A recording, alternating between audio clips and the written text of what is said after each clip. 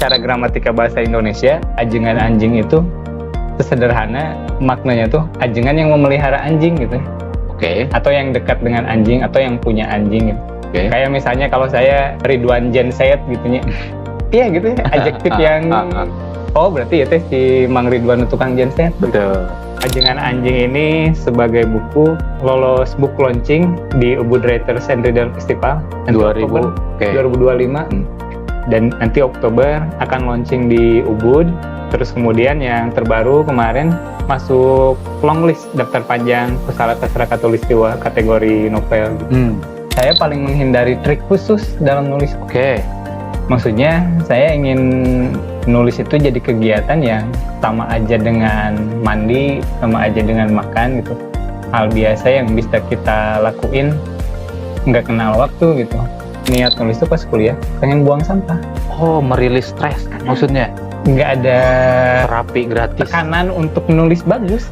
Tapi tekanan saya tuh gimana caranya ngeluarin yang ada di sini. Iya. Kalau memang misalnya pengen beneran jadi penulis yang serius, pertama jadikan nulis itu kebiasaan gitu.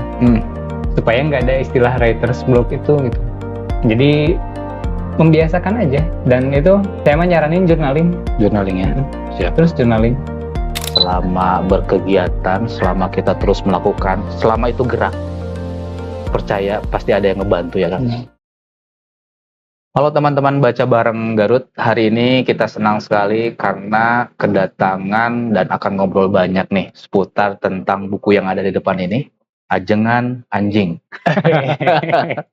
Kan terus terang tua asa menyebut anjing teh. Nah, itu. Soalnya di keluarga abi kan nya kumanya da kitunya ari meskipun itu hanya sebuah kata, tapi kalau di lingkungan kita teh seakan-akan kasar gitu teh. Kamari oge ketika ini masih sedikit ketika saya izin ke Parmadenda, saya mau ngobrol-ngobrol dengan Kang Ridwan, penulis Ajengan Gogog. Dilemesan gelap itu. Padahal artinya Ajengan Anjing. Ya Kang Ridwan, nuhun Kang Ridwan. Sami-sami, nuhun oge Kang Rik diajakannya ngobrol. Ya, jadi ini Kang Ridwan kita akan istilahnya penasaran nih Kang. Ya, mungkin seputar Ajengan Anjing ini. Karya orang Garut Kang, kita turut berbangga dan mengucapkan selamat gitu ya atas kehadiran buku ini. Nanti deh sudah kemana aja nih buku dicerita nanti. Tapi sebelumnya Kang mungkin ada teman-teman yang istilahnya mau mengenal Kang Ridwan dulu. Kang Ridwan ini sekarang lagi sibuk apa, orang mana, dan seterusnya silakan.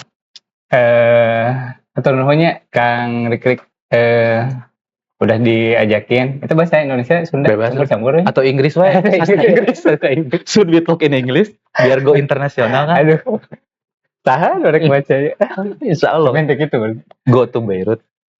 Beirut. Nya wastanipun Ridwan Malik, nama Ridwan Malik, kawit mah di Cikelet kan. Abi di Cikelet mohon. Terus kapungkur kalau resan aya rezekina kuliah di Jogja, sastra Inggris. Terus ayeuna mah kegiatan ya standar aja sih kan. Maksud standar teh karena sudah berkecimpung di dunia nulis. Ya kegiatan teh nulis ngedit tulisan, dan mempersiapkan beberapa proyek yang sedang digarap lah ya. Gitu. Coming soon. Ditunggu. Siap. Kalau ininya Kang, tadi mungkin disebutkan bahwa Kang Ridwan ini ngambil sastra Inggris di Jogja.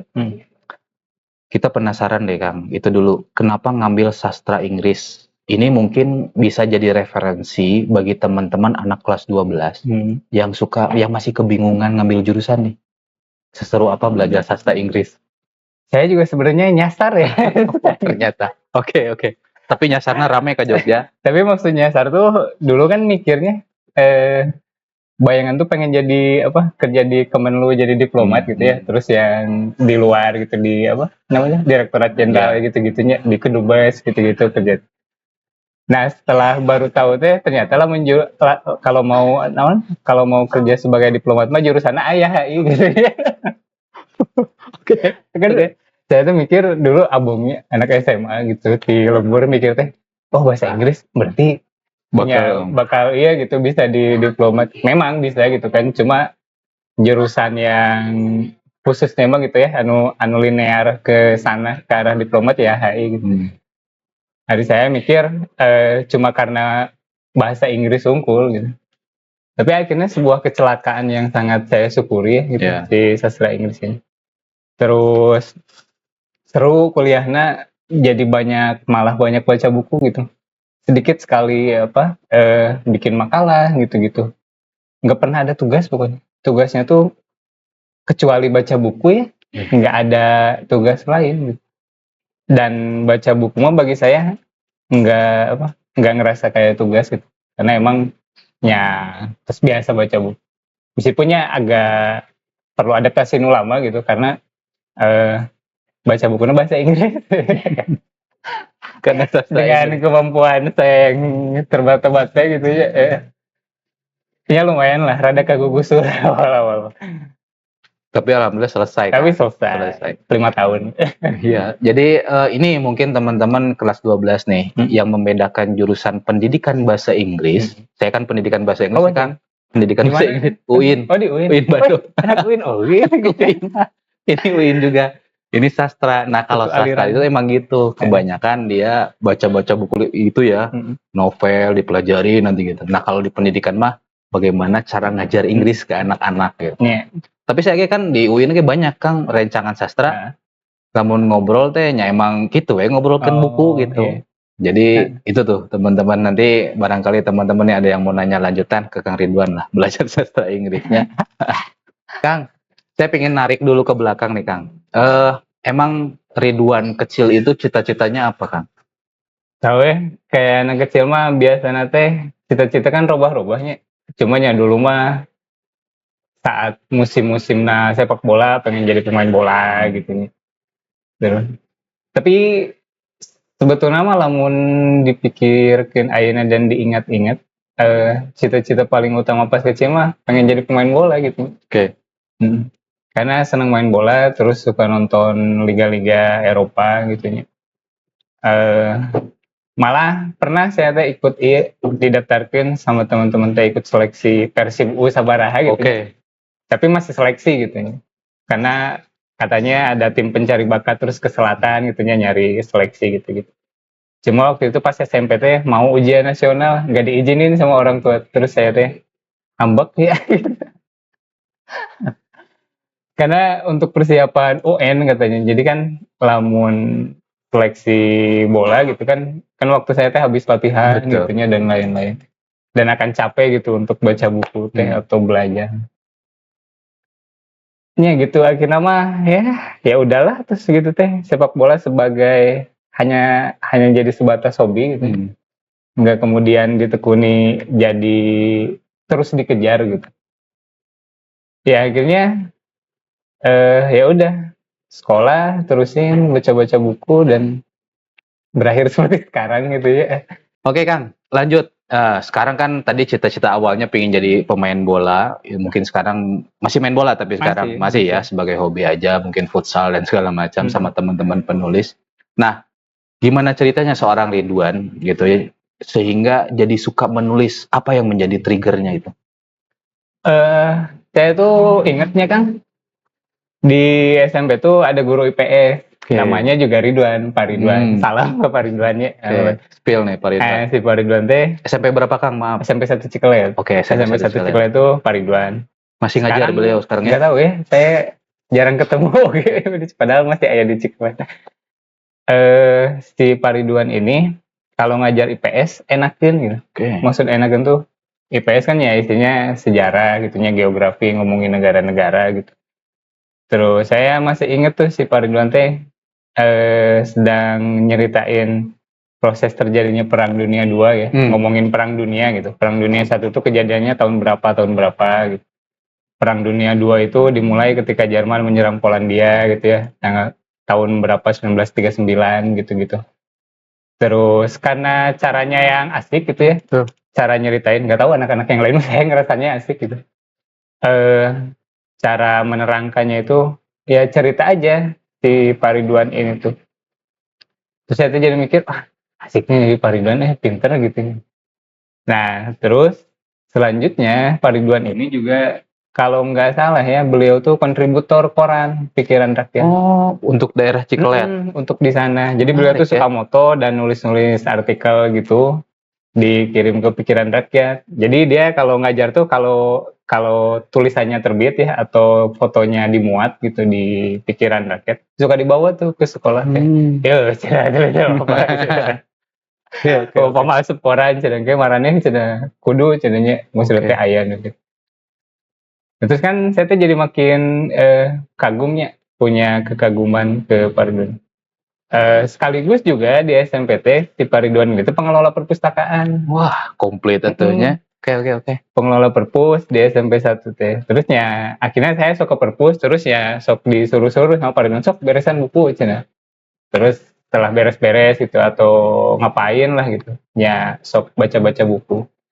Baca-baca buku nu awal dibaca mah buku-buku ini aja, pengetahuan umum aja gitu. Kayak misalnya 100 pemimpin dunia gitu-gitu ya. Jadi saya pas kuliah teh jadi terkaget, oh si itu nama-nama itu ternyata yang pernah saya baca dulu. Terusnya ibu kota negara gitu-gitulah ya. Standar juga nama. Belum yang ke sastra gitu. Nah kemudian mungkin karena sering baca itu ya. Nggak tiba-tiba tapi ada keinginan untuk nulis. Terus kemudian coba-coba nulis. Dulu mah kan zaman Facebook ya. Iya. Nah, saya tuh di Facebook suka ini. Ada not. Suka nulis ini cerita sepak bola gitu. Jadi hari ini misalnya sore nanti saya tuh main bola, besok nanti saya ceritain gitu.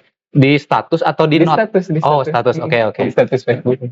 Jadi kan ada grup bolanya gitu ya. Ada grup bola di kampung. Terus nah nulis di situ teh tiap kita tanding gitu ya, habis tanding teh kita nulis gitu jalannya pertandingan aja gitu. Kayak dulu mah mungkin lensa olahraga gitu ya atau sepatunya gitu-gitulah gaya-gaya gitu. Berarti aya kenehnya ayeuna. Aya keneh. Oke. Saya kan lamun baca kan sok gini kan 7 tahun yang lalu gini kan status muncul. Iya gitu. Nah, terus awalnya mah nulis-nulis gitu sampai akhirnya saya juga tergabung di klub bola di SMP kan, di sekolah gitu. ASC, anak sekolah Cikelet gitu, si klub nanti. Nah, kalau ikut kompetisi, besoknya saya nulis gitu dengan alasan caper supaya teman-teman ya cewek lah ya puber masa puber maksudnya caper gitu jigana. Dan akhirnya saya tuh nyeritain pertandingan yang kami jalani gitu, terus di print si kertas itu ditempel di setiap jendela kelas, iya gitu, terus di madingnya ayah gitu, tapi ditempel gitu lah kan. Awal-awalnya nulis mah gitu. Jadi kemudiannya terbiasa nama nulis catatan harian, journaling. Itu berarti berlaku sampai SMA pun kebawa terus gitu ya, gara-gara Pak Ridwan. Kalau SMA mah si nulisnya tuh berhenti. Oke. Tapi baca bukunya yang kencang. Karena SMA teh pas sekolah teh kena gempa nu Tasik teh sebenarnya. Oh iya. Terus banyak bangunan sekolah nu runtuh, kena parah gitu, ada nu total runtuh. Terus ya dapat bantuan bangunan dari mana lah gitu. Terus dapat si sekolah teh bantuan buku dari Kemenag kalau nggak salah atau apa gitu. Terus si buku teh berapa dus gede gitu ya banyak. Sampai akhirnya nu tadina tegaduh perpus nya jadi ada gaduh perpus geuning dengan hikmah gempa. Nah itu kalau dibayangin sekarang banyak buku yang keren yang nggak saya selamatkan gitu ya. Tapi ya itu kemudian mulai baca buku teh pas si sekolah punya koleksi yang oke. Wah itu mah tiap hari teh baca novel perang salib, novel perang dunia, PK Oyong gitu ya yang nulis. Terus sejarah Khulafaur Rasyidin gitu ya, sahabat. Terus dinasti-dinasti Islam, Umayyah, Abbasiyah dan ya gitu-gitu ke bawahnya sampai terbaru. Pada akhirnya pas SMA, kemudian saya mulai menikmati baca buku karena pas SMP mah kan kayak motif capernya. ada motif itu gitu. Pas SMA mah itu tuh udah nggak peduli gitu. Ya enak aja baca buku. Buku apa Kang yang masih ngena sampai saat ini setelah dari sekian banyak buku yang telah dibaca nih, Pas SMA. pas SMA atau pas kuliah?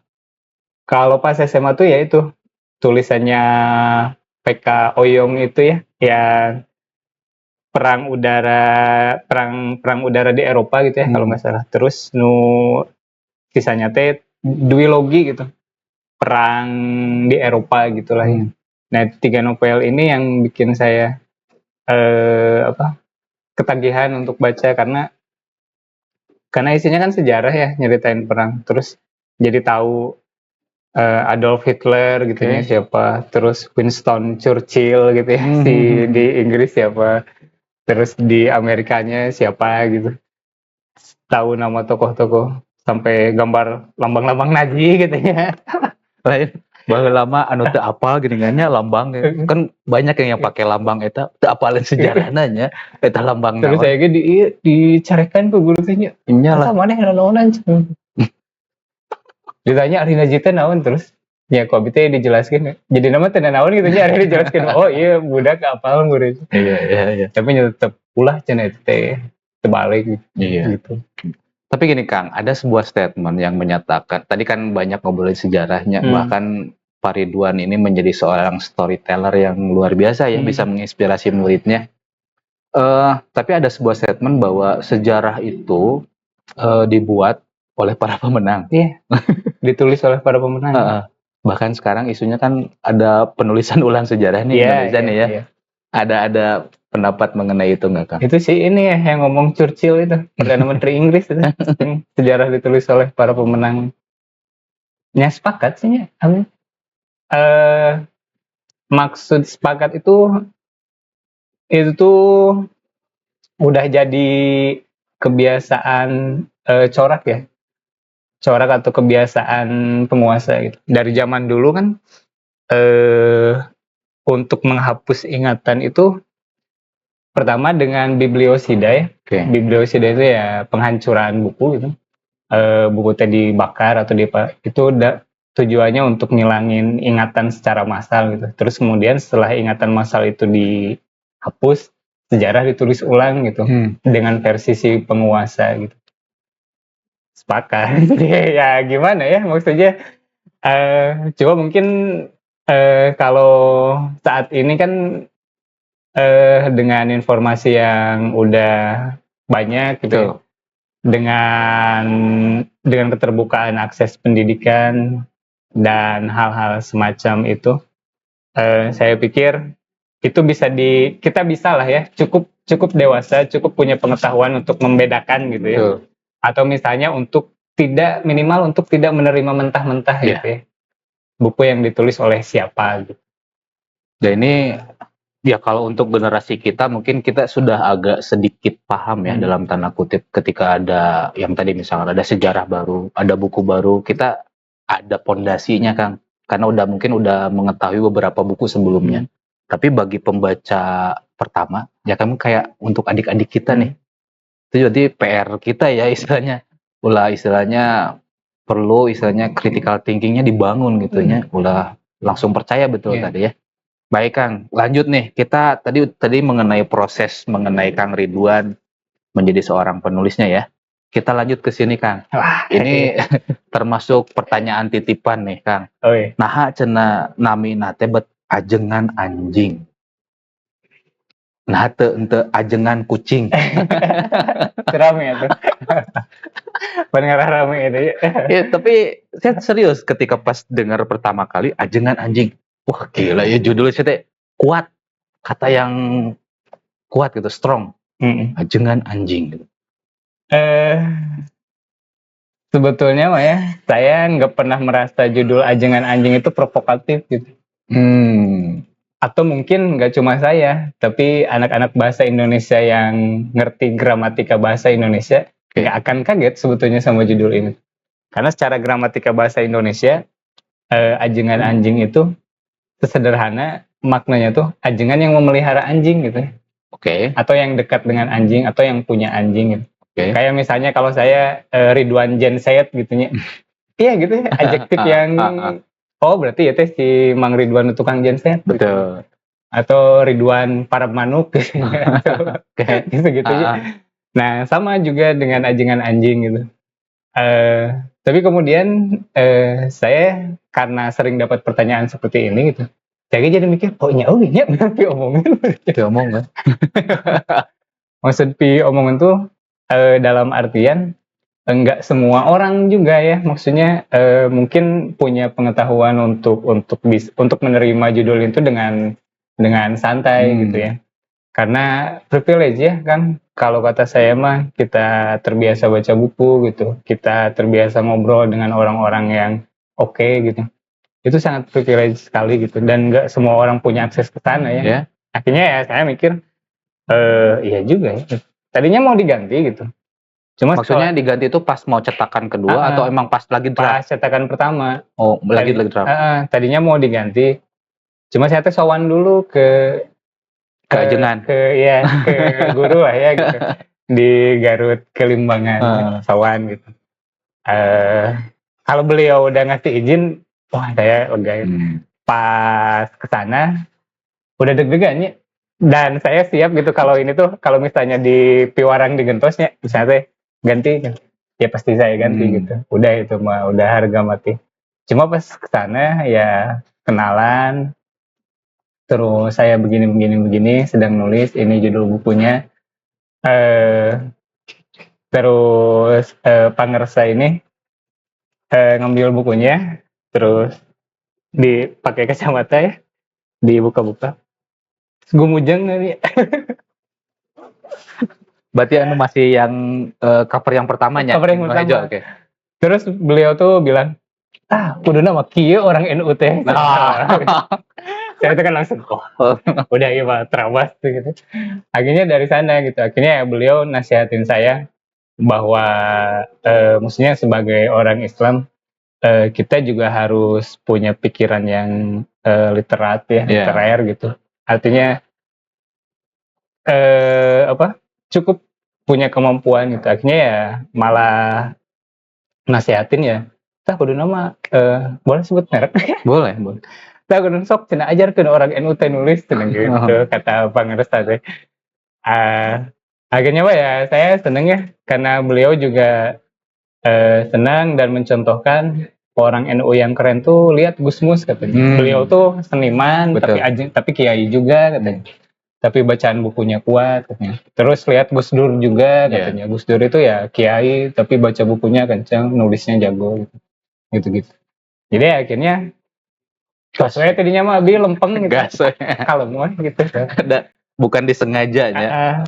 Tapi yang juga kemudian saya ingin mempertahankan judul ini tuh nggak semata-mata itu aja ya. Tapi kultur di Indonesia tuh permisif akut ya. Kita tuh suka menormalkan orang yang salah gitu ya. Kalau misalnya ini judul teh, saya nggak ngerasa ini salah gitu. Terus orang anggap judul ini salah gitu. Kenapa saya yang harus ngalah gitu? Betul. Saya mikirnya gitu. Ya jadi kembalilah ya gitu.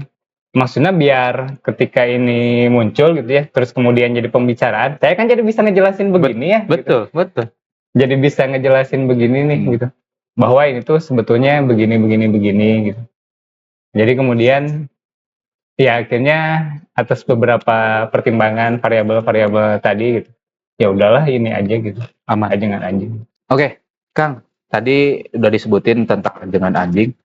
Terus gimana proses kreatifnya, Kang? Misalkan apakah riset dulu? Tadi emang udah punya anjing juga ya? Tapi pertanyaan dulu, kenapa suka anjing? Padahal backgroundnya santri. Iya juga ya gitu. Kenapa anjing? Pertama karena di kampung banyak anjing, maksudnya anjing-anjing liar aja gitu, anjing kampung tanpa pemilik gitu.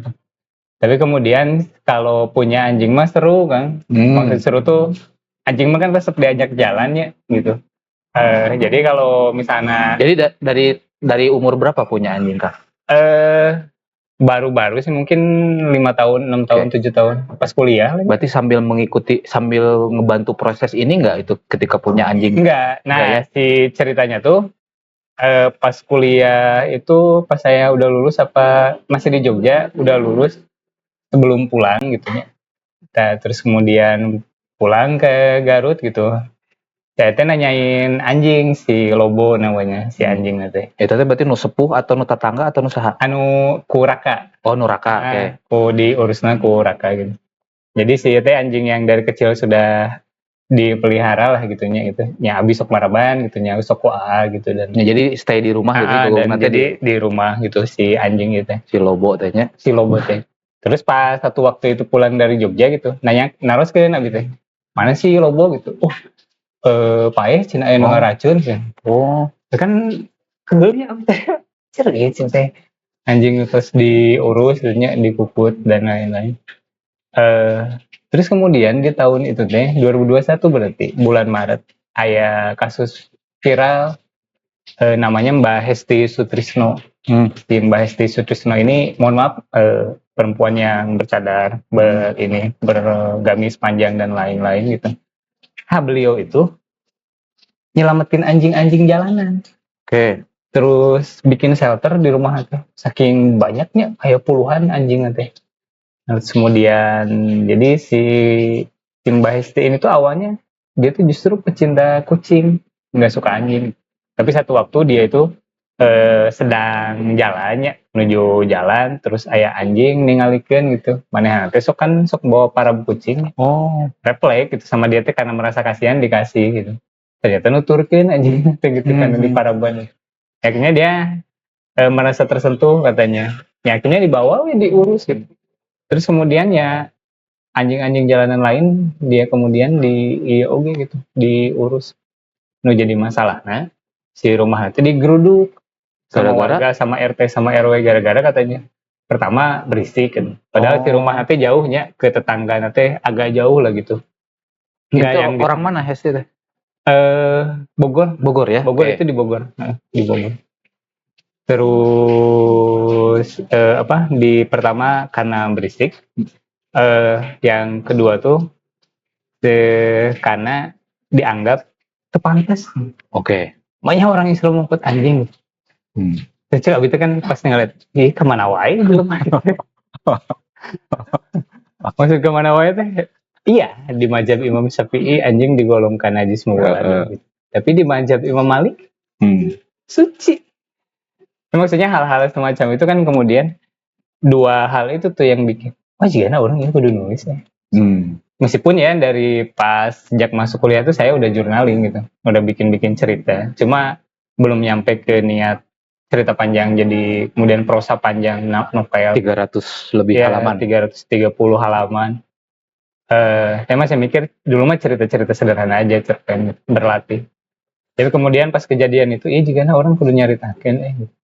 Anu awal narik nyaritakeun anjing hungkul kemudian malah ke bawah-bawah semuanya. Awalnya gitu aja sih yang memantik penulisan buku ini tuh. Itunya salah. Jadi dari real kejadiannya. Sih salah satunya.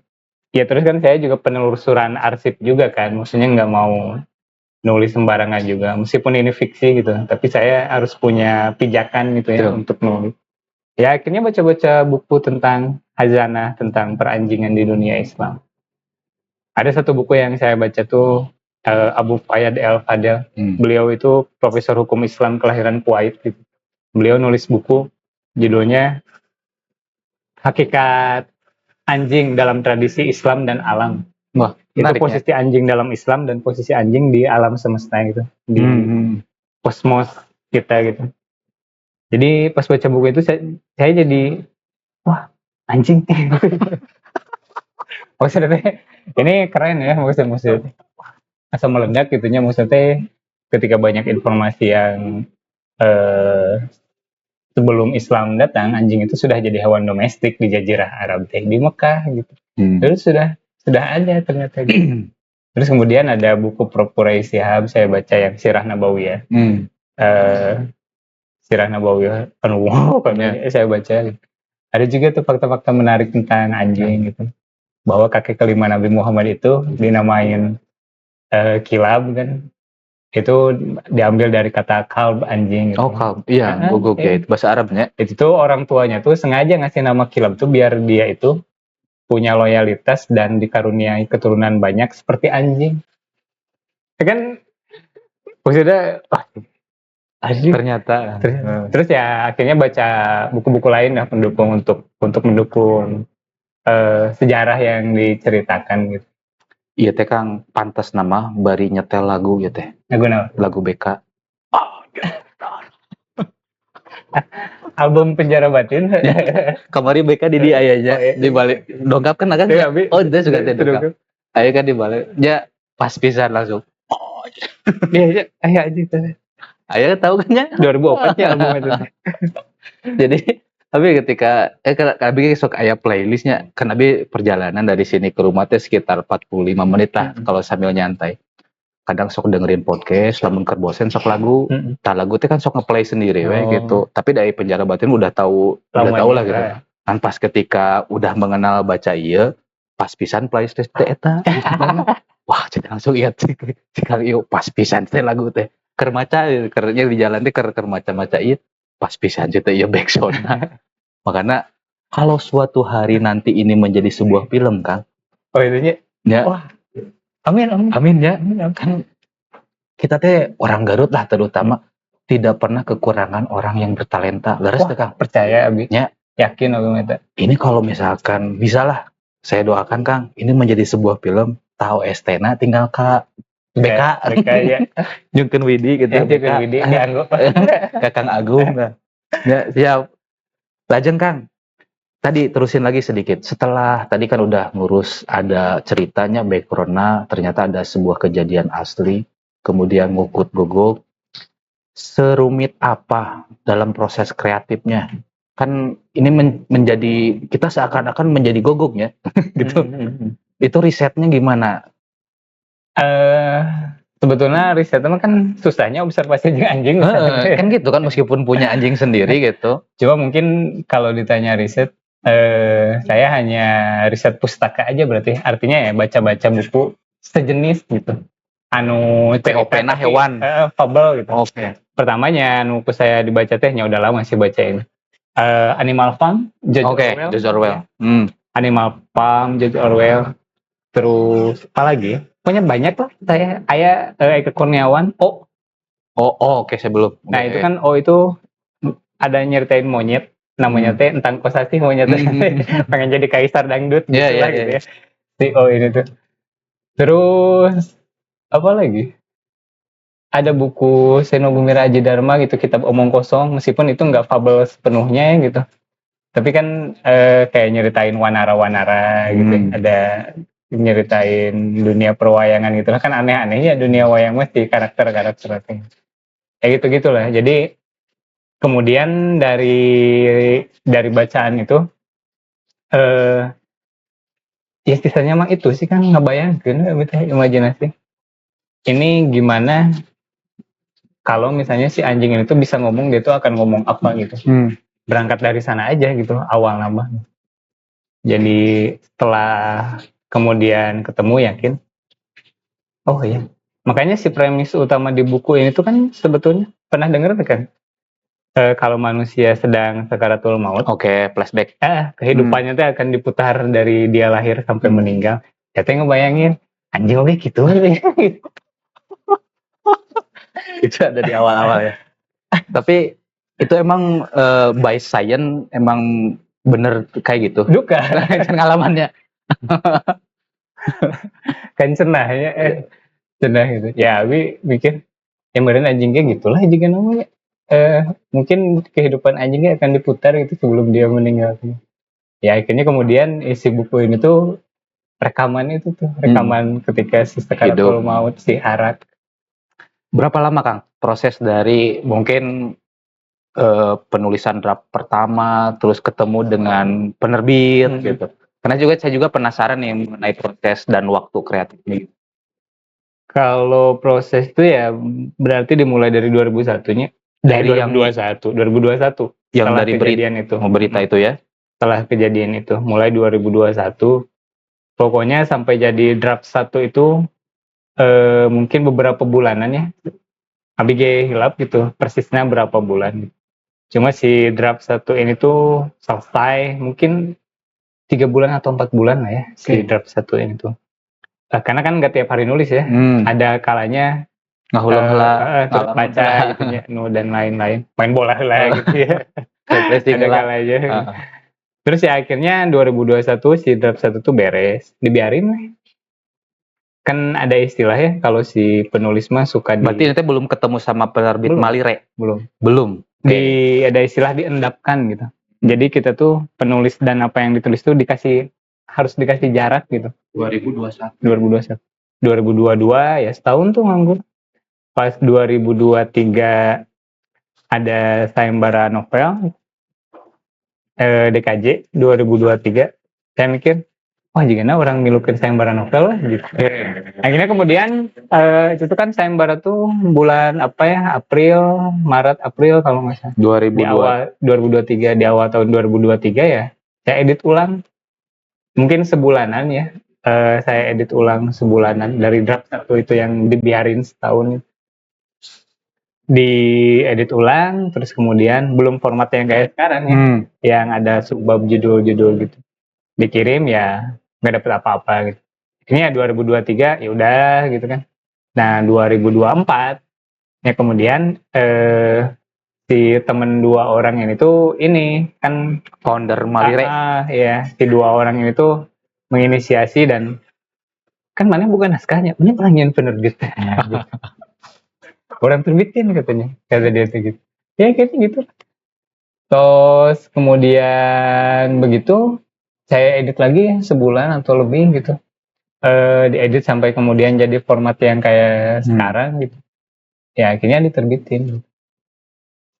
Ya mungkin dari 2021-nya. Kemudian baru terbit akhir 2024 ya berapa tahun? Akhir 2000. Berarti itu teh 2024 teh pas November lah. Pas di Kopi Tiluan itu berarti baru terbitnya.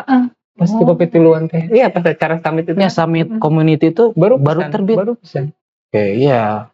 Saya ngehnya yang ngelihat Kang Dapa dipoto dengan tapi saya belum ngeh itu teh naon teh buku naon gitu. Udah wes lewat gitu. Iya. Itu baru terbit. Oke. Dengan siapa Mbak Adusnya? Mbak Irja. Iya. Berarti dengan Mbah Erja itu satu lingkup juga atau gimana? Satu apa? Iya temen gitu. Karena kan POB OG atau kumaha bisa nyambung gitu. Oh, ini awalnya mah kan saya dulu ngajar di sekolah di Wanaraja. Suka sok ngayakin acara gitulah, ngayakin acara tentang buku gitu, musik dan lain-lain. Satu waktu ketemu si Abah Herja tuh nggak sengaja di SOR. Di SOR ketemu si Abah Herja itu kan guru oge di Singajaya. Oke. Nuju nganter murid-muridnya gitu kasus. Ini ya karena saya tahu oh ya teh Abah Herja nu PUB gitu. Disamperkeun so SKSD gini, terus ngobrol dan lain-lain. Akhirnya kenal, akrab, sering main ke sekolah gitu. Jadi teman main lah gitu akhir nama gitu. Jadi menariknya dari buku ternyata bisa ke musik, bisa ke mana-mana gitu. Oke. Tapi yang menjadi tantangan Kang ya dari proses, meskipun ini agak tricky ya. Maksud tricky itu kayak gini. Ini kan penerbitnya ya taruhlah teman sendiri gitu ya. Terus editornya siapa? Editornya ada Kang Dery Hudaya. Oke, Kang Dery yang nulis juga itu yang dari itu editornya. Itu kan istilahnya teman sendiri ya. Maksudnya tuh apa sejauh mana si editor menyeleksi kan biasa segitunya lamun dalam proses tulis menulis, ieu mah enggak usah ada. Ieu aya, ieu hilangkan, ini ubah. Nah, sejauh mana itu sang editor? Jauh banget. Maksud jauh banget tuh pertama kan obrolan kita teh setelah editornya baca mulai dari idenya penggalian ide itu jadi sparring gitu saya dan editor teh ngomongin ide yang ada di cerita ini gitu sparring terus kemudian kesananya yang ngomongin teknis juga gitu ya cara nulis gitu apakah tulisannya ini terlalu deskriptif gitu ya atau hal-hal lain lah terkait teknis kepenulisan kalimat dan ada pertimbangan juga waktu itu tuh ini kan novel katanya saya nggak tahu ya mohon maaf maksudnya untuk Gen Z ke bawah mah akan sulit katanya membaca novel ini karena panjang banget katanya. Karena anak zaman sekarang katanya karena mungkin lebih mudah terdistraksi Fokusnya ya. berkurang. Oke. Gitu-gitu. Jadi ada pertimbangan itu juga dari editor. Tapi saya pengen tetap peduli we. Apa dulu ya cara? Ain maca heuh bae. Akhirnya saya kan mikir orang mau liur mikiran Ini banget gitu. salah satu tipikal santri itu kayak gini, kona'ah. Ya, bodo amat lah gitu. Ya pada akhirnya. Tapi ada beberapa pertimbangan yang dimasukin gitu. Termasuk simplifikasinya si kalimatnya nggak terlalu ribet gitu. Iya. Itu saya ini. Awalnya mah lebih si kalimatnya tuh ya lebih panjang-panjang lah gitu si struktur kalimat. Berarti awal ini kan jadi 330 halaman. Awalnya berarti lebih dari itu ya? Lebih dari itu. Mungkin hampir 70.000 atau 80.000 katanya lamun di itu. Pokoknya posisi dia 4 teh hampir 200-an halaman gitu. Awalnya drop. Wow. Ya sebelum ke editor kan saya udah ngedit sendiri. Saya mikir, oh iya piceun. Karena editor juga kan. Nulis sambil ngedit. Pastilah orang yang nulis mah harus belajar juga ya jadi editor. Untuk mengeditori tulisan sendiri gitu sebelum keluar gitu. Tapi kan kalau ngedit sendiri kan ya gimana gitunya. Tapi kan ya bias. bias gitu. Bias gitu. Kita makanya itu tetap butuh orang luar gitu untuk jadi pembaca kita gitu. Makanya ya bisa gitu. Mungkin kalau untuk konsumsi pribadi bisanya ya di editoran ke orang itu tenang. Cuma ya itu ketakutan bias. Bias pasti. Nah, Kang, tadi udah disebutin bahwa pernah ikutan sayembara yang di DKJ ya tadi ya. Sudah sejauh mana nih? Ini kan sudah terbit di akhir 2024, bahkan ini adalah cover kedua ya.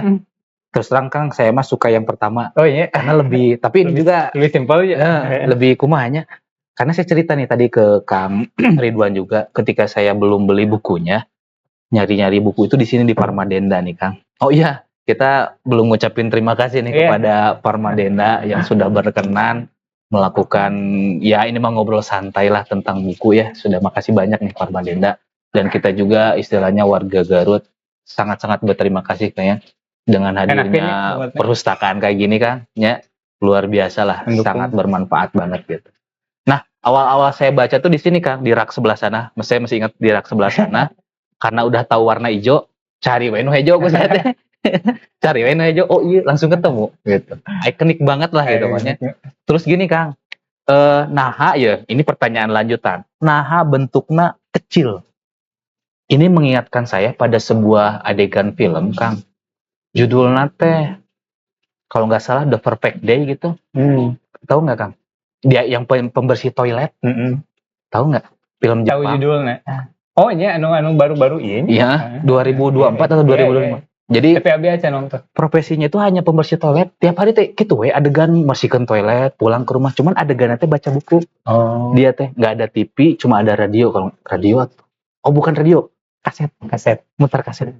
Bukunya teh kecil gitu di kamar gitu. Jadi saya ingetin, siga film. Kalau nggak salah ya, saya Perfect Day atau apa gitu. Pokoknya film Jepang nyeritain tentang pembersih toilet umum, bapak-bapak gitu. Cuman ya gitu tiap malam teh baca buku. Karya teh buku nanti kecil. Pertimbangan apa bukunya Malire ini jadi kecil-kecil kayak gini? By design kah atau? Pertama karena saya dan teman-teman lain, terutama awalnya saya yang ini apa? Pengen kecil. Pengen gitu ya, pengen ke penerbitnya bilang saya pengen buku kecil karena saya resep ya kan buku-buku terbitan Penguin klasik. Oke, ya. Ukurannya segini-gini. Benar. Terus lebih artistik ya, maksudnya dari baca buku A5 terus asal lamun dibawa-bawa teh ribet gitu. Tapi buku kecil gini mah bisa portable-nya, bisa dimasukin saku jaket atau saku celana. Dan kemudian geser ke sini-sini kan orang punya kebiasaan bawa tas kecil itu, bag gitu-gitu atau apa gitu. Jadi lamun buku A5 juga nama teh enakeun gitu. Saya mikir atas pertimbangan itu juga gitu. Tapi awal-awal mah karena pertimbangan saya minta saya mah buku teh yang detik gitu. Karena biar enakeun dicepeng teh gitu. Dan enak dibawa kemana-mana gitu kalau kecil mah nggak makan ruang yang banyak. Itu aja sih Hmm. maksudnya teh. Tapi kan berlanjut ke buku-buku Tapi dari Malire kemudian- yang lainnya kan. Tapi Kang kemudian Hartas, bukunya kecil. Kang Dery juga Kang Dery. dari budaya. Tapi kemudian jadi mikir, masih orang jadi trademark gitunya. Bener. Jadi Bisa. jadi kita bikin buku-buku kecil aja gitu. Terutama mungkin kalau karena kan ya itu tadi pertimbangan asumsi bahwa kini gitu ya orang lebih mudah terdistraksi gitu. Jadi mungkin kalau ngelihat buku ukurannya gede dan tebal gitu, Hoream teh kalau heula. teh orang ngarengkog juga namanya gitu.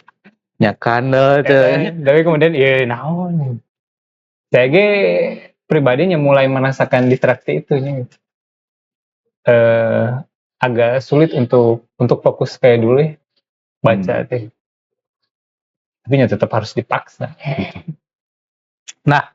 Udah sampai mana nih Ajengan Anjing main-mainnya? Kan kemarin boleh cerita Ciamisnya ada acara naon tadi Ciamis, tapi sebelumnya kan pernah ke mana gitu. Silakan. Boleh. Baru kemarin di Ciamis di acaranya Kang Tony Lesmana sama Teh Wida Warida, sastrawan penyair dari Ciamis. Kang Tony itu punya rumah koclek lah ya. Dia namanya rumah koclek. Rumah koclek. Komunitas sastra gitu. Jadi anniversary lah kayak ulang tahun gitu. Itu hajatan sastra judulnya tuh. Ya saya diundang ke sana untuk ikut acara itu. Si Ajengan Anjing sambil jualan juga penerbit gitu di sana.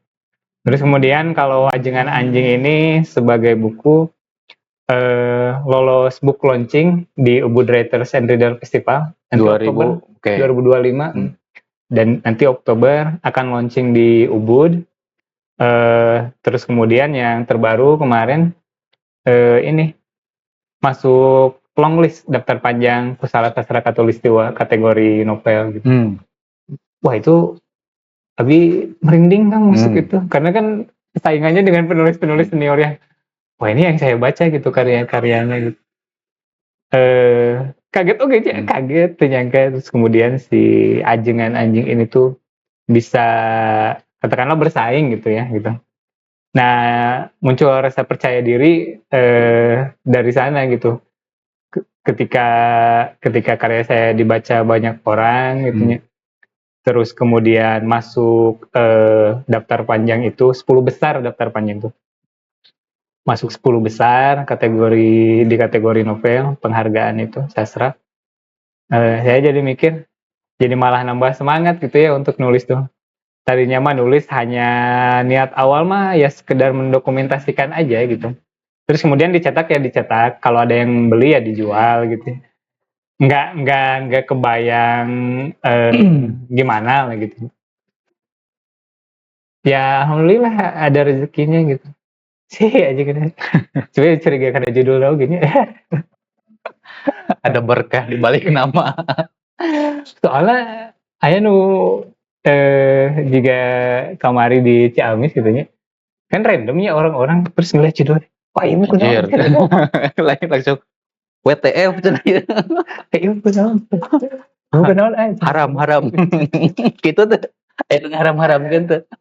Oh, jika mata sih. Bahaya. Oke. Lanjut Kang. Saya pernah ngelihat story Akang. Pernah Akang itu ada satu kegiatan di penulis ini Kang. Perspektif ikan.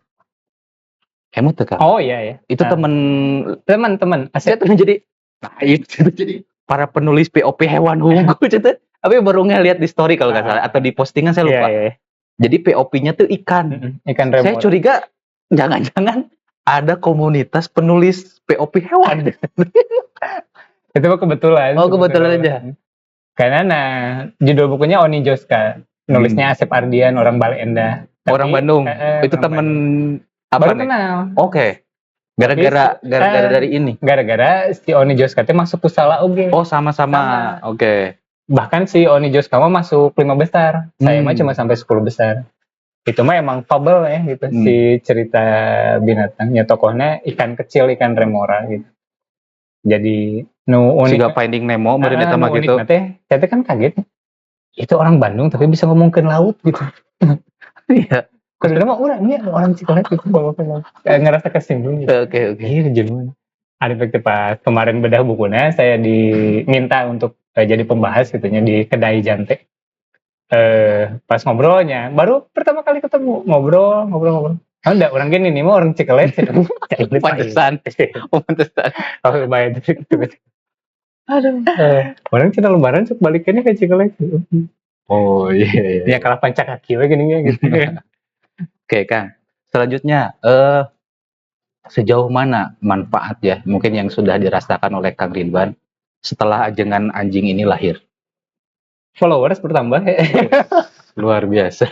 Maksudnya teh, Sudah ada CP endorse belum? ya itu.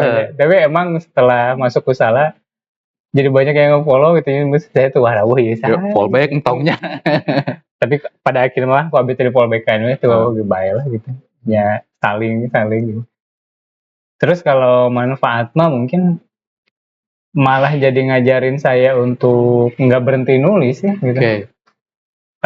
Karena kemudian ketika saya udah nulis jadi bukunya dibaca banyak orang, terus orang banyak memberi komentar gitu, ada positif gitu, ada kritik dan lain-lain saran gitu. Saya jadi makin tertantang, kayak ada semacam ini Kang dari orang-orang teh ekspektasi. Iya. Wah, ki ngaluar kenaon deui gitu. Nungguan. Jadi kan Ustadz Ucing. Kan ajengan jeung Ustadz mah beda tah kastana. Iya bener. Lebih rendah. Ustadz Ucing. Lanjut. Jadi semacam aya naonnya. Meskipun nggak harus ya, tapi di dalam diri pribadi teh ada semacam tanggung jawab moral gitu bahwa jika ini saya harus menulis terus menulis. Ya, akhirnya itu yang bikin saya yakin, wah iya jika jalan orang di dia lah. Gitu. Oke. Akan terus menulis. Kalau keseharian nulis Akang tuh seperti apa sih Kang? Atau mungkin bisa diceritakan juga apakah ada jam khusus untuk menulis? Seperti mungkin tahu Raditya Dika. Raditya Dika itu kan hal yang pertama dia lakukan ketika bangun itu adalah menulis. Itu setiap hari dia lakukan. Kalau Kang Ridwan sendiri apakah ada trik khusus misalkan saya sehari teh sekian menit terus untuk bacanya juga Kang. Kita kan istilahnya banyak sekali statement yang menyatakan literasi rendah gitunya. Tah gimana Kang? Apakah ada sekaligus tipsnya untuk terus baca, terus nulis kumaha? Justru saya paling menghindari trik khusus dalam nulis. Oke. Maksudnya saya ingin nulis itu jadi kegiatan yang sama aja dengan mandi, sama aja dengan makan gitu. Hal biasa yang bisa kita lakuin nggak kenal waktu gitu. Itu kan masalahnya tuh. Saya mikir masalahnya teh ada istilah writer's block itu. Oke. Itu karena kita banyak orang menganggap bahwa nulis itu kerjaan para bujangga, pekerjaan para dewa-dewi yang duduk di kayangan gitu. Terus kemudian satu proses yang transcendent, itu proses yang dibutuhkan waktu tertentu, khusyuk dan ritual-ritual semacamnya. Bukan berarti saya bilang itu nggak boleh gitu. Kalau ada penulis yang biasanya begitu ya nggak apa-apa gitu. Tapi saya menghindari itu gitu. Justru supaya saya tiap hari bisa nulis gitu. Makanya kebantu dengan kebiasaan saya journaling gitu. Kan saya tadi udah ini menyinggung dari 2014 tuh journaling tiap hari gitu. Kalau nggak ada targetan berapa lembar, berapa kata? Nggak punya target, tapi paling kalau dihitung kata, biasanya dulu saya mulai dari 300 kata sehalaman ya gitu. Tapi sekarang sudah konsisten di 1000 kata gitu sehari. Nah kemudian karena saya harus membiasakan diri tidak diglorifikasi ya gitu nulis tuh. Itu mah untuk kepentingan saya pribadi ya, maksudnya bukan nyaranin orang untuk, pastilah orang punya metodenya masing-masing beda-beda ya. Dan itu sah-sah aja gitu, bebas gitu. Tapi ya itu, makanya saya nggak pernah ngerasa, bahkan di kepala saya tuh nggak ada istilah writer's block gitu. Diusahakan untuk nggak ada gitu.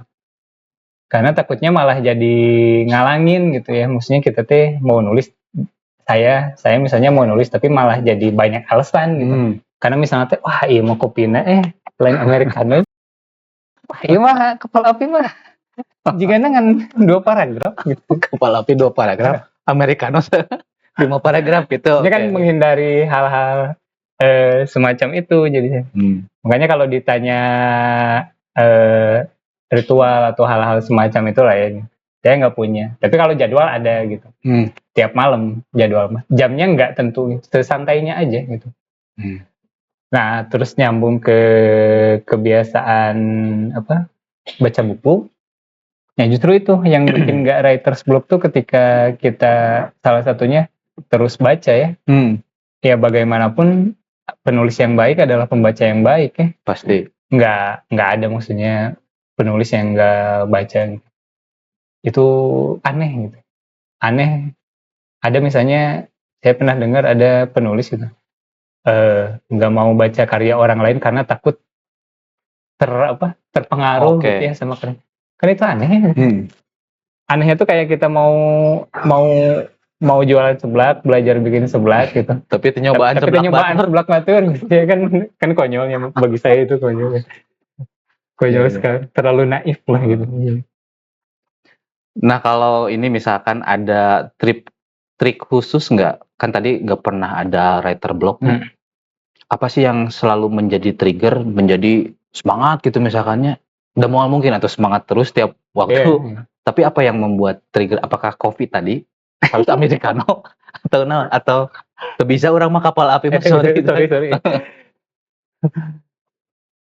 Atau ada tujuan besar ke depan kayak tadi ekspektasi para pembaca. Apakah itu yang menjadi salah satu trigger? Orang udah nulis karena ada pembaca saya yang menunggu karya saya selanjutnya atau gimana? Paling kalau sekarang mah lebih kontekstualnya kan. Maksud kontekstual tuh berdasar kejadian-kejadian faktual aja yang biasanya jadi pemicu saya untuk nulis gitu. Misalnya ya pergolakan politik akhir-akhir ini gitunya. Terus kebijakan pemerintah ataupun sesederhana ya ya itu saya yang pengen ngopi tapi cuma ada kapal api gitu. Maksudnya itu kadang bisa jadi, bukan kadang, sering gitu jadi cerita gitu. Jadi saya berusaha untuk nulis tuh dari hal-hal yang dekat aja gitu. Keresahan ya? Iya, dengan yang meskipun nggak selalu resah ya gitu. Ada juga yang nulis yang seneng-seneng gitu. Maksudnya kita tuh ngulik tulisan gitu. Coba gaya penceritaan yang baru gitu, bereksperimen atau berinovasi gitu-gitulah. Jadi tiap hari menulis tuh. Kalau ditanya bosan, nggak tahu ya. Saya nulis nggak pernah bosan kalau nulis ya. Nulis nggak pernah bosan. Karena pas nulis tuh semacam, karena dulu saya niat nulis tuh ini kan pas awal 2014 niat nulis tuh pas kuliah pengen buang sampah. Pengen buang sampah. Oh, merilis stres maksudnya. Oke. Jadi saya nggak ada terapi gratis. Tekanan untuk nulis bagus. Tapi tekanan saya tuh gimana caranya ngeluarin yang ada di sini. Iya, terapi gratis. Ya. Benar. Kan psikolog mahal ya. Benar. Nah, ini tips juga nih. Kan nanti kerame mental health. Mental health. Ini mungkin bisa jadi salah satu tips gratis. Jadi saya tujuannya dulu justru menulis itu untuk buang sampah gitu. Kan daripada ngumpul di dianya, terus saya ngerasa itu disaranin temen, dia anak jurnalistik gitunya, wartawan, biasa nulis gitu. Cobaan journaling mana tiap hari sok 300 kata, ternyata 1000 kata gitu. Ya akhirnya saya nyobain, ternyata enak kan ya, dan ketagihan gitu. Terus misalnya kan itu mah nggak dibagiin, tapi kalau nggak sengaja ada orang yang baca gitu, terus dia bilang jelek, ya orang mah emang tujuan lagi buang sampah. Kang, sekarang itu ya istilahnya kita tidak bisa lepas dari kehidupan yang realistis ya. Dalam artian mungkin saya pengen ngobrolin masalah finansialnya kan. Kan kita tahunya penulis berapa sih? Ya kebijakan pemerintahan kita belum mendukung terkait pembajakan di mana-mana itu ya masih terus ya kita tahulah ini harga berapa, ke penulisnya berapa, editor berapa. Gimana Kang itu cara menyeimbangkan, sedangkan kita kan tetap aja Mari kopi mah ya, kudu berenang. kudu mah kudu. Kudu di kopi mah kudu aya berenang gitu tah. Gimana kan? Atau kan bae we rek anu meuli syukur sih kata tadi teh kita dan untuk itunya hari gitu. pribadi. Menyeimbangkannya tuh gimana? Saya mungkin saya nggak tahu ya kan, maksud nggak tahu tuh hal itu tuh nggak pernah saya pikirin, nggak pernah saya rencanain. Terus apakah saya bisa hidup dari nulis atau enggak? Pernah pernah dipikirkan, tapi nggak nemu jawabannya. Jadi hoream kan pikirannya gitu. Jadi kemudian pada akhirnya ya cari uang mah dengan cara lain gitu ya. Oke. Atau mungkin kalau dapat uang dari bukunya oke juga gitu. Atau sekarang masih ngajar? Enggak. Udah enggak? Udah enggak. Udah enggak ngajar gitu. Tapi ya kemudian di penerbit ini nih, kemudian ya jadi satu ekosistem yang lumayan lah ya, bisa bisa dari sisi finansial ngebantu gitu ya. Gitu. Selain dari royalti penulis, karena itu tadi kan ya penulis mah dapatnya berapa sih gitu. Terus itu pun berapa dalam per 6 bulan sekali gitu ya bayaran royalti dan lain. Sementara saya harus ngerokok tiap hari gitu. Kereta api. Beli rokok tiap hari gitu, nggak bisa 6 bulan sekali juga kan. Ya hitung, kayaknya sabungkus rokok bisa tuh. Tapi ya aneh, bukan aneh ya, maksudnya ya itu sih. Maksud itu tuh. Aya we. Gitunya. Berarti terbukti ya, ajengan anjing tuh ada berkahnya ya.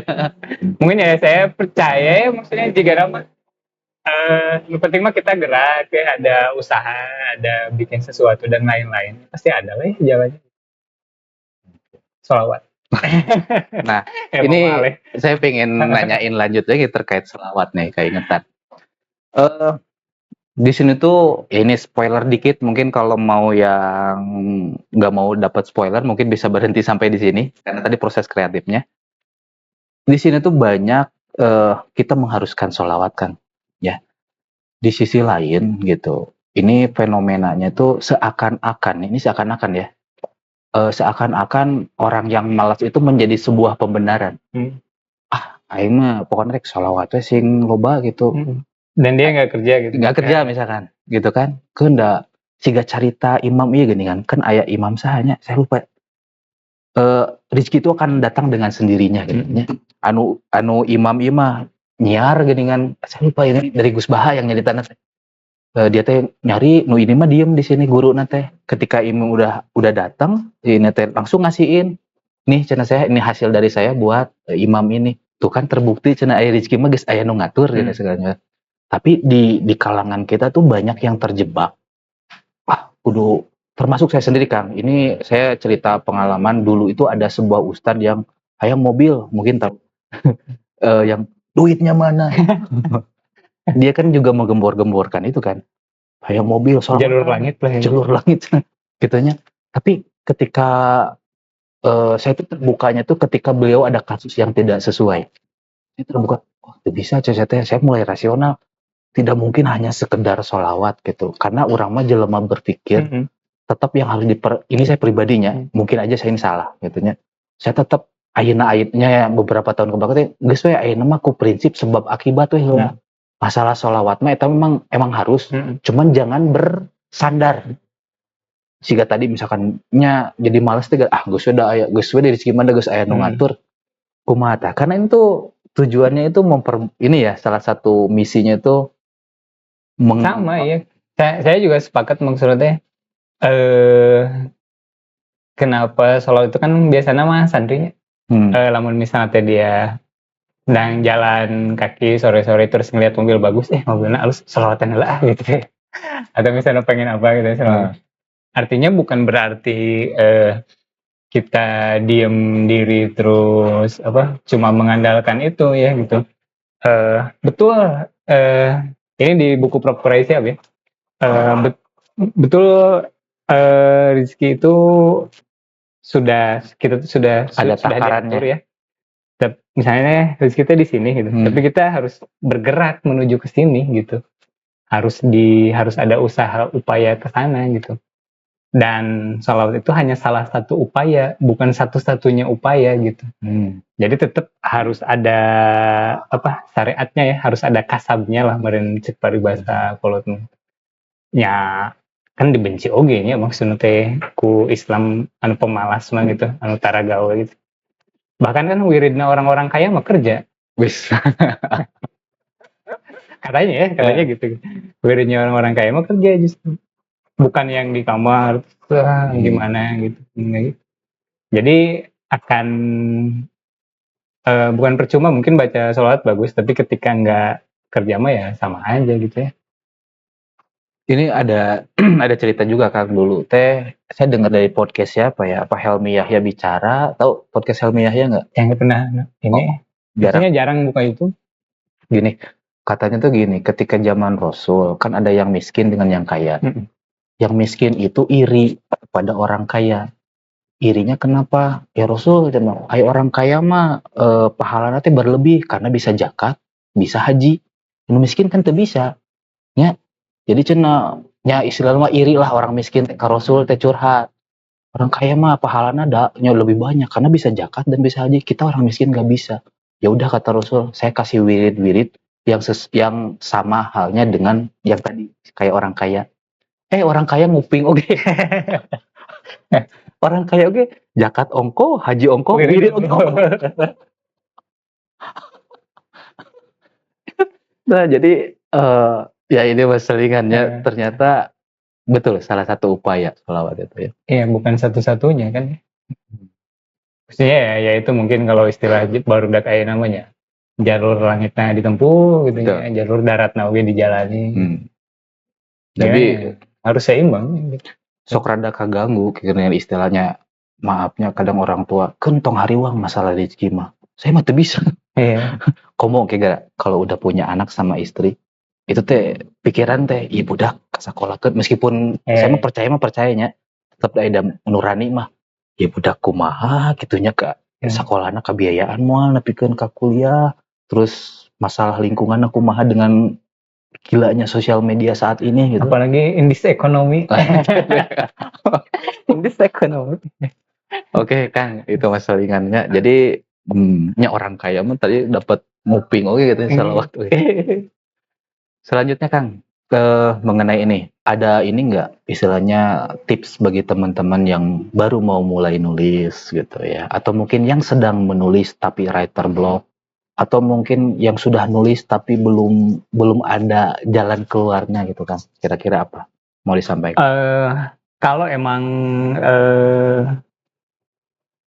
serius ya, maksudnya teh ingin jadi penulis, artinya penulis itu sebagai sebuah profesi kerjaan. Ya mau nggak mau ya, kita juga harus serius untuk mengerjakan hal-hal yang bisa mendukung ke arah sana ya. Baca buku, nulis, bergaul dengan komunitas-komunitas, apalah literasi, sastra, dan semacamnya gitu. Untuk punya jaringan gitu. Terutamanya tadi, kalau misalnya saya boleh kasih saran, kalau memang misalnya pengen beneran jadi serius, penulis yang serius, pertama jadikan nulis itu kebiasaan gitu, supaya nggak ada istilah writer's block itu gitu. Misalnya mohon maaf misalnya yang driver online, dia kan misalnya nggak ada istilah, aduh hujan driver's block ya kadinya arah nanti oke. Tapi kan mau dia hujan, mau dia ini, tapi kan karena dia serius dan cari uang di sana berangkat tuh. Hujan mendaya aja hujan gitu. Lamun tirisnya tinggal ngopi gitu. Lamun penumpangnya nongkrong gitu sih. Ya maksudnya teh untuk menghindari excuse gitu ya. Itu tadi karena kadang kita sering jangan suasana nggak enak nih untuk nulis gitu. Itu tuh harus berhenti untuk dinormalisasi, artinya itu mah kalau kata saya gitu, saya mah makanya jalan yang itu gitu. Jadi membiasakan aja, dan itu saya mah nyaranin journaling ya. Siap. Terus journaling meskipun nggak bikin cerita atau journalingnya isinya bukan cerita tapi kan kejadian sehari-hari yang kita alami itu tuh udah cerita juga ya. Meskipun kayaknya gitu-gitu aja gitu. Tapi kalau 30 hari kita journaling, ada misalnya sehari 1.000 kata, terus 30 hari jadi 3.000 kata. Nggak 3.000 kata, 30.000 kata berarti. Itu kan di bulan selanjutnya kita baca 30.000 kata bulan lalu ini tuh akan beda loh. Oke. Mungkin ketika nulis kita tuh iya mah juga sarua we hidup perang teh monoton. Tapi ketika when you look back gitu misalnya ketika dibaca ulang, oh ternyata ya oginya orang bisa ningali pertumbuhannya, bisa aya beda. Gitu-gitu sih. Kalau tips secara khusus ya nggak ada sih, paling umum-umum aja. Baca buku yang banyak gitu. Sudah jelas. Terus ya belajar juga ya gitu. Masih belajar tuh ya ada teknik-teknik menulis kreatif gitu. Ada bukunya Pak A.S. Laksana, Creative Writing. Itu bisa dijadikan permulaan lah ya untuk nulis. Ini gitu lah. Baik, menarik. Ada pertanyaan selanjutnya terkait ini Kang. Isu kekinian terkait ChatGPT. Ini mungkin Akang masih ingat nggak? Saya pernah menanyakan ini juga ke Pak Eka Kurniawan, ya, ketika beliau datang ke Parmadenda. Saya kan menanyakan itu. Yang saya juga pengen nanya ke Akang nih, pendapat Akang terkait ya AI-nya. Sok ayeuna ada, saya bisa misalkan tinggal prom aja kan, bikin cerita gitu. Tapi menurut pandangan Akang sebagai penulis asli gitu, apakah ada kekhawatiran atau gimana nih? Saya emang nggak khawatir sih. Maksud nggak khawatir itu nggak khawatir karena ya itu kan sifatnya apa, bank data gitu ya. Jadi tapi pernah coba kan ChatGPT dan semacamnya? Oke. Jadi makanya saya nggak ngerti gitu maksudnya canggih apa mereka tuh, dan emang canggih katanya. Terus nggak khawatir karena saya mikir maksudnya orang zaman sekarang udah cukup inilah, udah cukup terdidik ya. Oke. Untuk bisa untuk bisa punya selera gitu ya. Artinya punya selera tuh, atau untuk minimal untuk memilah gitu ya, mana informasi yang perlu diserap, diambil gitu, atau mungkin mana yang meskipun ya di era disrupsi kekacauan gitu kan, sedang era kacau ya, informasi teh numpuk, wah terus ya susah ya melakukan hal itu tuh. Cuma kalau khawatir nggak pernah sekhawatir itu gitu, atau malah nggak pernah khawatir sama sekali. Kita jarang mikirin antara AI dan manusia dan lain-lain. Jadi sejauh ini mah saya nggak punya komentar yang gimana Aman gitu ya. Nggak khawatir. Cuma mungkin kalau ke depan, karena kan bener-bener banyak karya ilmiah juga kan hasil AI banyak itu masuk ke Sinta dan itu banyak gitu. Ya, itu mah berarti iya weh. Tinggal ngantosan dihisab. Ya. ada satu adegan yang mana ngubah satu pesantren menjadi era digital modern ya, masuk komputer dan segala macam. Itu juga kan membaca fenomena kan. Ya, kan niscayanya kemajuan teknologi itu nggak bisa dihindarin sebetulnya. Yang ada ya gimana kita nyari sintesis aja ya, nyari jalan tengah gitu. Kalau di ini mah wasotia gitu ya, istilahnya yang tengah-tengah. Kita cari yang tengah-tengahnya. Gimana kemudian ya teknologi manfaatnya ada gitu ya, mudaratnya ada gitu. Ya pun hal-hal lainnya gitu. Gimana kitanya ya pada akhirnya. Terus kalau dibilang teknologi itu jelek, ya nggak jelek juga gitu. Ada manfaatnya. Tapi kalau dibilang banyak merugikan, ya untuk orang yang menggunakannya dengan salah gitu, merugikan juga. Termasuk ya itu ya, fenomena apa? Kita udah sulit konsen ya karena paparan sosial media. Ada sebuah artikel Kang, saya berhenti menjadi seorang guru judulnya teh. Oh ya. Gara-gara guru tersebut itu sudah lelah memeriksa hasil ujian dari ChatGPT. Buset. Sok akhirnya guru teh jadi PR lagi nih. Gimana caranya ngasih soal yang tidak bisa dijawab oleh ChatGPT. Susah. Untuk tadi artikelnya bagus. Saya berhenti jadi seorang guru karena saya sudah lelah memeriksa hasil-hasil tugas dari ChatGPT semua. Untuk apa jadi melakukan pembelajaran kalau gitu semua mah tuh? Wah, dear kan.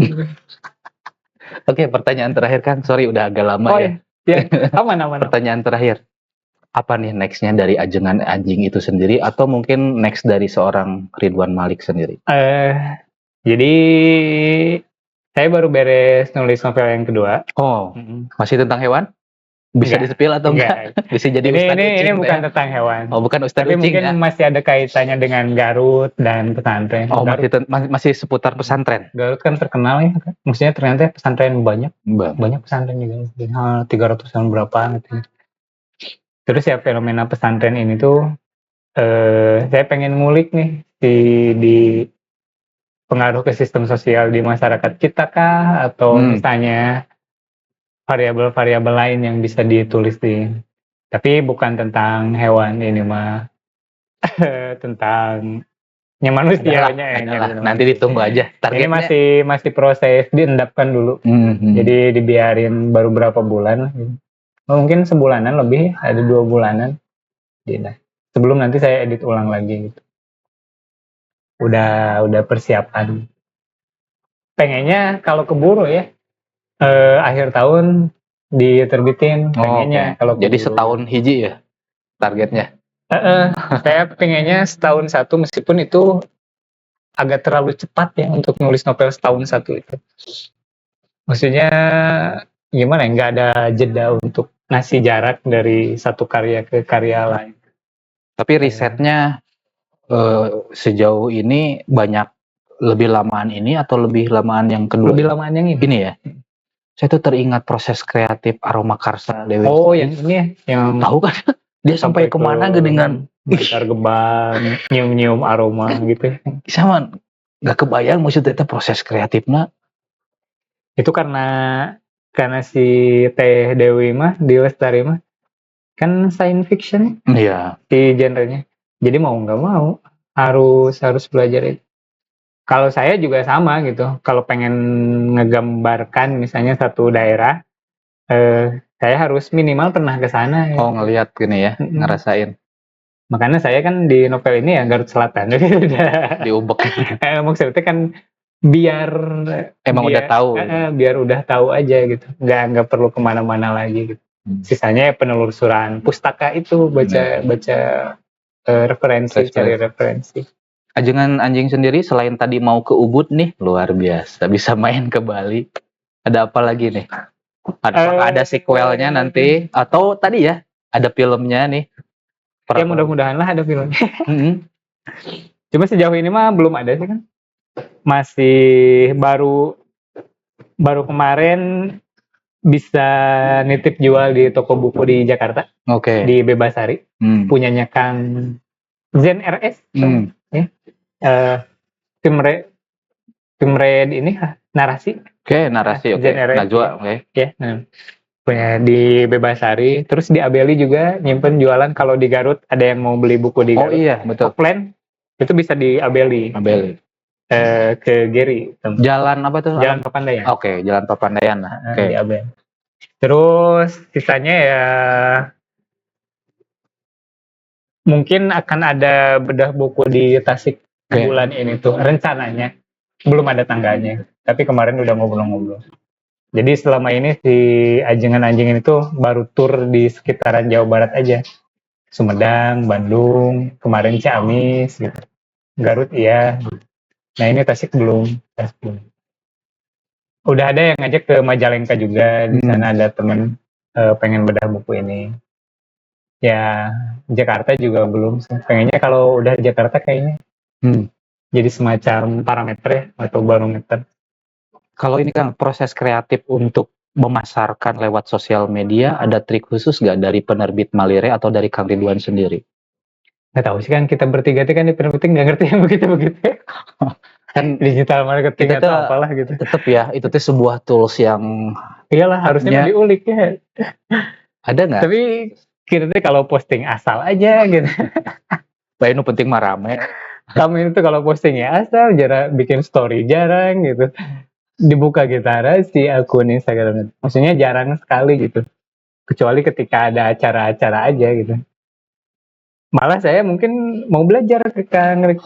Maksudnya gimana mendongkrak si performa Instagram ini biar maksimum, Itu kasih mark juga langsung DM. biar algoritmanya berpihak ke kita. Oh, iya. Oke Kang, ieu nuhun pisan Sami-sami kan, untuk abi ge hatur obrolannya. nuhun. Punten ya rada lami. Aman. Mungkin ada pesan terakhir nggak Kang, atau sekaligus mungkin closing statement bagi teman-teman yang menyaksikan dari awal sampai akhir. Untuk beli bukunya tadi udah jelas ya, bisa di Abeli yang deket tuh di Jalan Papandayan, atau via online juga bisa ya Kang ya, bisa via DM. Kalau mau baca misalkan ringan dulu, misalkan nyoba-nyoba dulu, bisa di Parmandeda juga bisa ya. Permanennya bisa. Cuman masih yang cover pertama Masih ya, yang yang cover saya sukai hijau itu tuh. Ya, silakan apa Kang? Coba terakhir. Apa ya? Pesan-pesan terakhirnya kayak mau meninggal ya. Ulah waktu kan aya karya kedua nungguan. Nggak tahu apa ya kan. Ya mungkin apa ya? Jangan lupa sholat lah. Cukup? Ya, tahu sih. Si Betul. Bapak Abi itu bukan mah mau dimanapun ya. Nitip atau Wasta'inu nu bisobri wassalah. Betul kan itu. Ya, itu aja mungkin teman-teman hatur nuhun pisan yang sudah menyaksikan.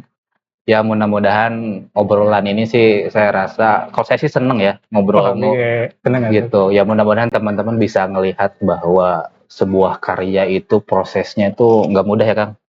Ya berikut beberapa tantangan, apalagi mungkin sekarang profesi menulis itu mohon maaf ya, salah satu profesi yang tidak banyak orang suka. Yang nggak menjanjikan juga. Iya. Ngapain ya gitu. Tadi makanya saya nanya masalah duitnya kumaha gitu. Makanya mungkin tadi saya lihat bahwa Kang Ridwan ini percaya selama berkegiatan, selama kita terus melakukan, selama itu gerak, percaya pasti ada yang ngebantu ya Kang. Ya, nuhun pisan, dan silakan yang masih penasaran ajengan anjing. Hatur nuhun.